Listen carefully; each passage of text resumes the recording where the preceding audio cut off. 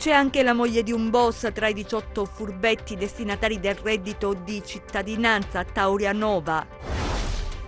Smantellato dai carabinieri il market dello spaccio operante nell'area del Sabuto, 10 indagati. Partiranno in settimana i test sierologici per 7.000 calabresi individuati dal Ministero della Salute. Il sindaco di Castrovillari dispone la chiusura di 2 locali della Movida. Saracinesche alzate per le palestre in Calabria, ma non tutte hanno riaperto, regole troppo stringenti. Ben ritrovati dalla redazione del TG10, in apertura la cronaca. Furbetti del reddito di cittadinanza scoperti dai carabinieri a Taurianova, 18 le denunce, c'è anche la moglie di un boss, vediamo. L'hanno denominata di che? Dalla dea della giustizia, secondo i riti della mitologia greca. L'operazione è scattata nella piana di Gioia Tauro contro coloro che, dopo i furbetti del cartellino, i falsi invalidi, i falsi braccianti, sono stati ribattezzati i furbetti del reddito di cittadinanza. I carabinieri del comando provinciale di Reggio e le stazioni di Varapodio, Giffone, Molocchio, San Martino di Taurianova, Cittanova e Cinque Frondi hanno controllato e verificato la situazione dei percettori del reddito di cittadinanza.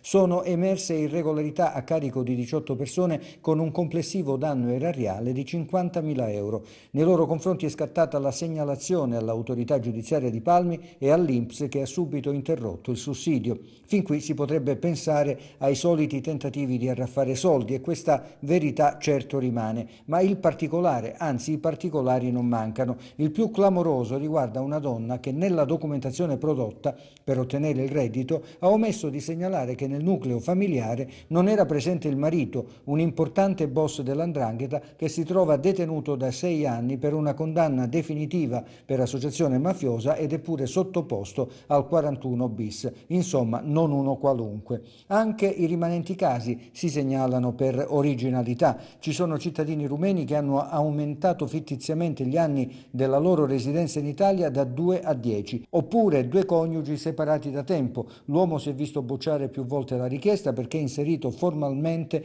nel nucleo familiare secondo i documenti relativi alla evidentemente ex moglie, a sua volta richiedente il sussidio. C'è il caso poi di un pregiudicato locale che ha falsamente indicato come residenza un rudere in campagna senza servizi, ed infine una donna che ha dichiarato di risiedere in un paese della Piana pur essendo nata e cresciuta al nord. Il market dello stupefacente di Malito serviva almeno 24 clienti che si rivolgevano ai pusher per acquistare marijuana, hashish e cocaina. L'operazione Brother del smantellato la piazza e portato i carabinieri di Rogliano nell'esecuzione di 5 misure cautelari. Vediamo. Ci sono 63 episodi come questo, documentati in 6 mesi di indagini dalle riprese effettuate con telecamere nascoste, posizionate nel centro storico di Malito, brevi incontri, saluti, strette di mano, che servivano a rifornire di sostanze stupefacenti tanti clienti che si rivolgevano al market a cielo aperto, organizzato nel piccolo centro in provincia di Cosenza. L'appuntamento veniva concordato telefonicamente, le intercettazioni hanno svelato tariffario e preferenze dei clienti, alcuni interessati a piccoli acquisti, come una storia di marijuana da 5 euro o una birra, questo il gioco utilizzato, di hashish, altri disposti a pagare 500 euro per comprare un pallone di marijuana, 500 grammi di stupefacente, una scorta per un periodo più lungo o da dividere con altri, ma su richiesta si potevano anche ottenere quantitativi di cocaina, preferita da alcuni dei 24 assuntori individuati. Le indagini sono partite da un controllo stradale durante il quale le persone fermate avevano cercato di disfarsi di droga lanciandola dal finestrino. 5 le persone destinatarie delle misure cautelari nell'operazione Brother condotta dai carabinieri di Rogliano. I soggetti sono residenti in vari comuni del Cosentino e del Savuto. Ci sono anche donne coinvolte che servivano a rendere meno evidenti le operazioni di spaccio. Una ragazza di 23 anni in particolare svolgeva un ruolo attivo, sempre accanto al suo compagno e pronta a nascondere lo stupefacente tra i propri indumenti intimi in caso di necessità. Siamo alle notizie che riguardano il coronavirus. Partiamo con il bollettino della regione. Nessun nuovo caso in Calabria, quasi 800 i guariti, 1157 i positivi, proprio i numeri del bollettino ufficiale della regione Calabria. Vediamo. In Calabria ad oggi sono stati effettuati 61.249 tamponi. Le persone risultate positive al coronavirus sono 1.157, nessuna in più rispetto a ieri. Quelle negative sono 60.092. Territorialmente i casi positivi sono così distribuiti: Catanzaro 32 in reparto, 1 in rianimazione, 17 in isolamento domiciliare, 134 guariti, 33 deceduti.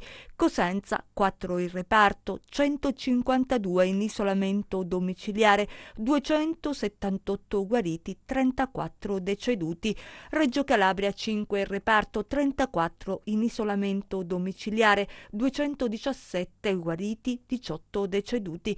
Crotone 1 in reparto, 9 in isolamento domiciliare, 101 guariti, 6 deceduti. Vibo Valentia 9 in isolamento domiciliare, 67 guariti, 5 deceduti. I soggetti in quarantena volontaria sono 10.102, così distribuiti: Cosenza 1.787, Crotone 2.846, Catanzaro 2.754, Vibo Valentia 411, Reggio Calabria 2.304. Dall'ultima rilevazione, le persone che si sono registrate sul portale della Regione Calabria per comunicare il rientro alla residenza sono 151 in più. Quelle che si sono registrate per motivi di lavoro, salute e attività istituzionali sono 123 in più, per un totale di 274. E parte oggi l'indagine che si avvarrà di 150.000 test sierologici per stimare il numero delle persone che in Italia hanno sviluppato anticorpi al coronavirus. Sono 93 i comuni scelti in Calabria, si tratta di circa 7.000 nostri corregionali. Vediamo. Al via da questa mattina le telefonate da parte della Croce Rossa Italiana ai cittadini individuati nel campione di 150.000 soggetti che verranno sottoposti ai test sierologici per mappare la diffusione del SARS-CoV-2. Oltre 700 operatori volontari distribuiti in 21 call center, uno per regione, coordinati da un centro nazionale di supporto. Il campione elaborato dall'Istat viene individuato sulla base del genere ed è suddiviso in 6 classi di età per regione e attività lavorativa. Gli operatori della Croce Rossa saranno impegnati nelle operazioni di prelievo a domicilio e negli ambulatori. Da oggi è iniziato il test sulla sieroprevalenza in tutta la nazione italiana ad opera della Croce Rossa Italiana. Anche la Croce Rossa di Cosenza è coinvolta per fare questi test nell'area urbana, coinvolgendo i principali comuni che sono stati scelti dall'Istat e dal Ministero della Salute, quali Cosenza, Rende, Montalto, Mendicino, Lappano, Casole Bruzio ed altre comunità. Lo scopo è quello di verificare l'incidenza del Covid-19 sulla popolazione in virtù della fascia di età e del tipo di lavoro che si fa e del sesso. Ovviamente allo scopo duplice, sia per la persona che verrà invitata a sottoporsi a questo test, di verificare se è entrato in contatto con la malattia e se ha generato degli anticorpi. Successivamente solo le persone che eventualmente siano risultate positive verranno sottoposte anche a tampone contattate dalla Regione Calabria. I cittadini sono stati selezionati dall'Istat, quindi in base all'età, al sesso e al tipo di lavoro che svolgono. Purtroppo non si può volontariamente accedere a questo tipo di test e quindi è consigliato che tutti i cittadini che verranno contattati aderiscano.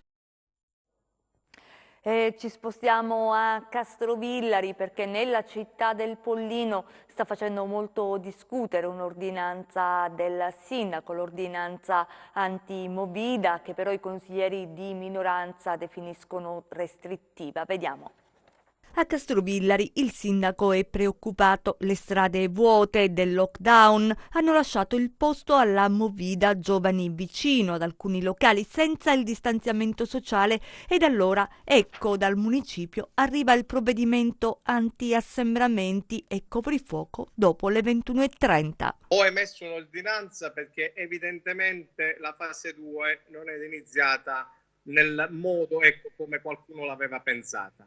Fase 2 molti l'hanno intesa come un libera tutti. Io invece ritengo che la fase 2 sia molto pericolosa. Alcuni tamponi non sono stati assolutamente processati.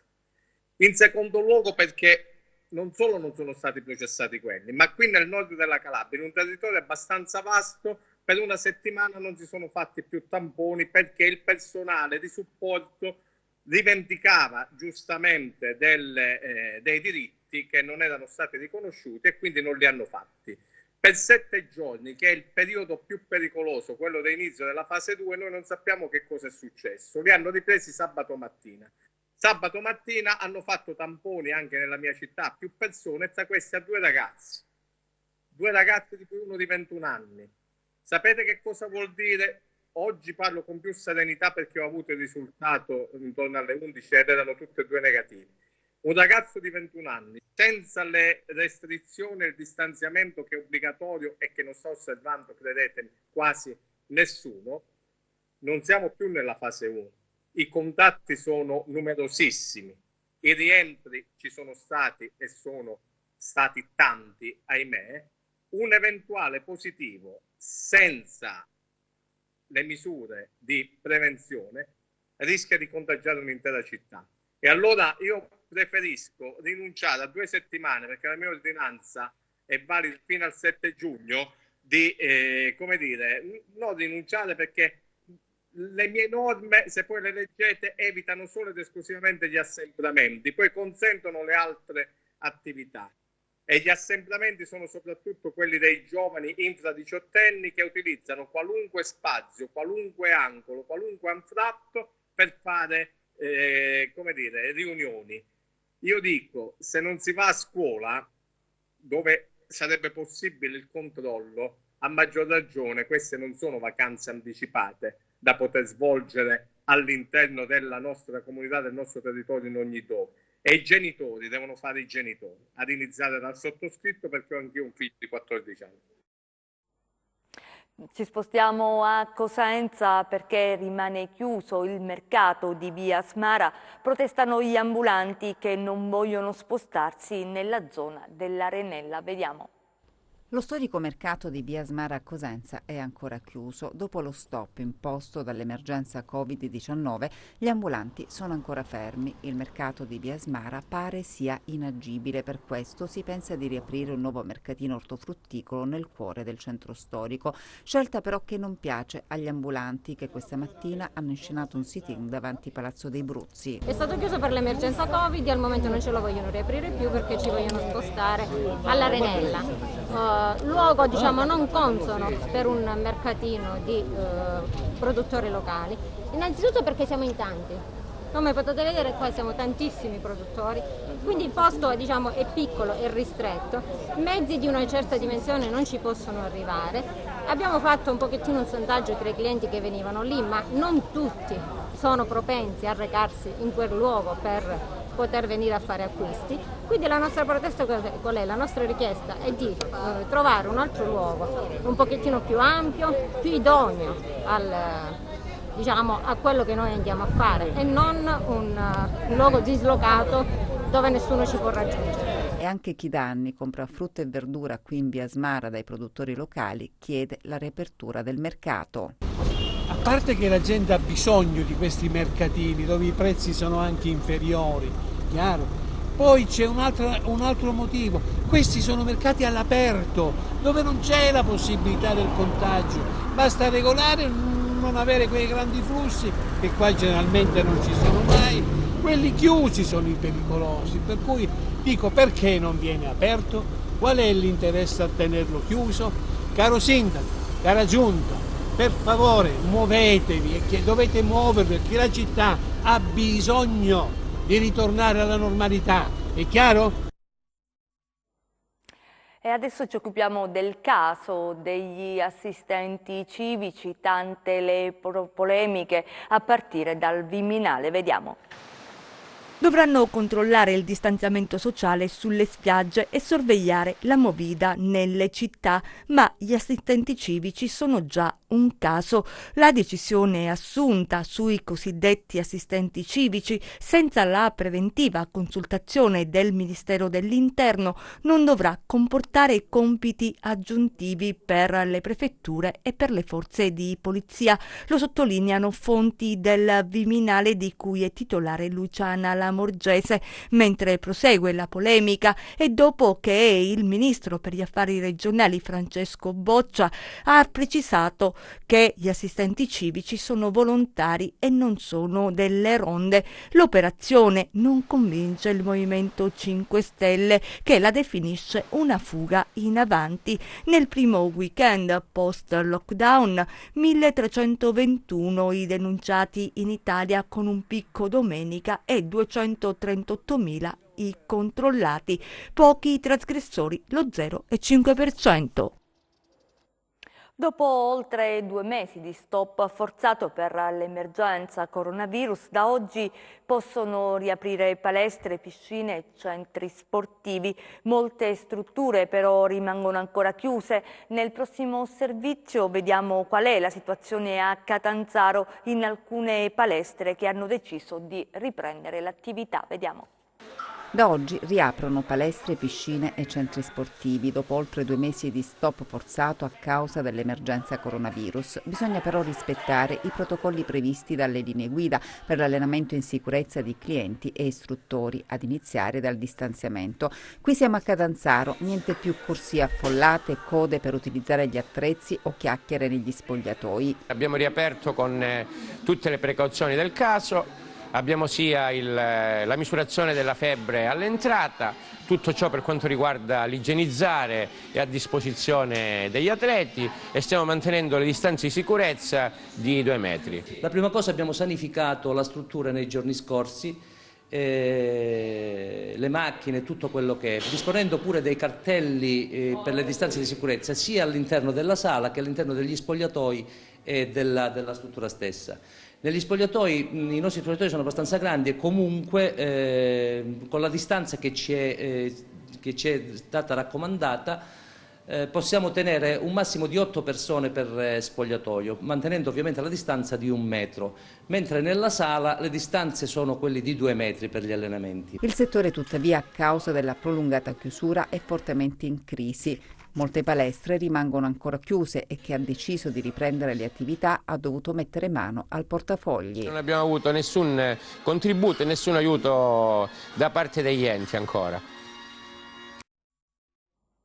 A Reggio adesso, perché il sindaco Falcomatà ha portato personalmente la solidarietà al coordinatore del Movimento delle Sardine, Filippo Sorgonà. Nei giorni scorsi, sabato scorso, è stato vittima di minacce e quindi il sindaco ha voluto recarsi personalmente in quello che è il Museo della Seta, che è il museo della mamma di Sorgonà. Vediamo. Eccolo il messaggio di minacce indirizzato a Filippo Sorgonà sabato scorso, nel giorno della legalità. Oggi è stato il sindaco di Reggio, Giuseppe Falcomatà, e l'amministrazione comunale a portare la solidarietà all'attivista delle sardine, occasione per visitare anche il Museo della Seta che la madre di Filippo, Rosa Furfari, custodisce. Insieme agli assessori e alcuni consiglieri comunali per manifestare la nostra solidarietà, ma anche per dire e ribadire che Reggio è un'altra cosa, per dire e ribadire che noi contro queste vigliaccate, contro questi balordi ci mettiamo la faccia e soprattutto testimoniamo quotidianamente da che parte stiamo. E tra l'altro è l'occasione per scoprire e riscoprire un pezzo di storia, di cultura, di tradizione della nostra città, della nostra regione, con un museo della seta che va ancora di più valorizzato. Ecco perché insieme si è deciso di portare parte di questo Museo della Seta all'interno del nuovo museo civico della città di Reggio Calabria che stiamo realizzando all'interno del Monastero della Visitazione. La strada che porta al museo è stata ribattezzata nella toponomastica Via della Seta, la cultura che vince la violenza. Vogliamo indurre le persone a venire a riscoprire il territorio. È una bella notizia anche quella della sicura presenza di una vetrina in città di questo piccolo museo, ma ovviamente oggi abbiamo trasformato tutti un episodio nefasto in qualcosa di estremamente positivo per la collettività, non soltanto per noi. Restiamo a Reggio perché è stato emesso oggi il francobollo per Bruno Ielo, il tabaccaio ucciso dall''ndrangheta proprio nella città dello Stretto. Vediamo. Fu ucciso dall''ndrangheta Bruno Ielo, commerciante onesto e coraggioso. Appena pochi mesi fa i carabinieri di Reggio Calabria hanno chiuso il cerchio e arrestato 2 persone accusate di quell'omicidio. Un martire Ielo, trucidato davanti alla figlia mentre dalla sua tabaccheria faceva rientro a casa nel quartiere marino di Catona, a nord della città dello Stretto. Era il 25 maggio del 2017. 6 mesi prima era rimasto ferito in una rapina, ne era uscito vivo per miracolo. Era quello il segnale che gli amici di un altro tabaccaio, organico alle cosche, gli avevano mandato. Dal quartiere di Gallico, dove aveva aperto un esercizio molto più grande ed elegante, Ielo doveva andare via. Con il suo lavoro aveva tolto clienti al concorrente. Ma l'uomo non si abbassò alla ferocia, era un ex carabiniere peraltro, continuò il suo lavoro e la sua resistenza, ma gli assassini non gli diedero scampo. Come detto, la sera del 25 maggio del 2017 l'agguato e la morte. Oggi, in occasione del 3° anniversario, Poste Italiane ha emesso un francobollo per ricordare Bruno. Il valore reca un ritratto di Ielo, sullo sfondo altri francobolli che ricordano altre vittime di mafia. Il numero 92, quello con il quale ottenne la concessione della tabaccheria, e poi la bandiera italiana. La cerimonia dell'emissione è stata semplice e intensa, con i dirigenti di Poste Italiane, autorità, militari, civili e religiose e i familiari di Ielo. È stata la figlia a firmare il testo del bollettino illustrativo. L'iniziativa nasce anche da un'idea dello scrittore premio Campiello Stefano Missini, che in una trasmissione televisiva disse: bisogna ricordare quest'uomo. Ancora una volta la filateria come testimone del nostro tempo. L'emissione del francobollo dedicato a Bruno Ielo è un momento importante, particolarmente significativo, il sacrificio di un cittadino che ha rivendicato il suo diritto alla libertà e alla libertà di lavorare. E questo sacrificio viene ricordato attraverso questa emissione e attraverso l'emissione del folder dedicato, che sono oggetti preziosi da collezione, ma ci auguriamo che possano rappresentare anche una testimonianza importante di quello che è l'impegno civile, soprattutto per le nuove generazioni e soprattutto per la nostra terra di Calabria. E prima di chiudere c'è il meteo, le previsioni del tempo per i prossimi giorni, vediamo.